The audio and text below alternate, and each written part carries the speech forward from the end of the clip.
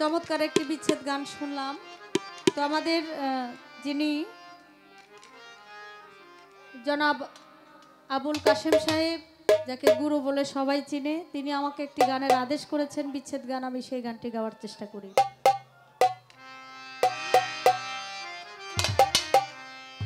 এমন তো ছিলাম না কোনদিন আমি,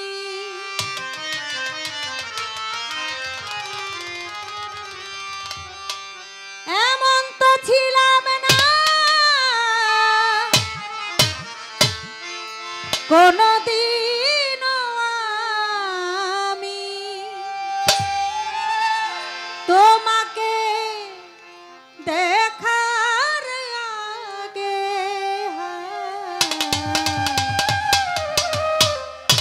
কেন এত মায়া মায়া লাগে, কেন এত মায়া মায়া লাগে। এমন তো ছিলাম না কোনদিন আমি,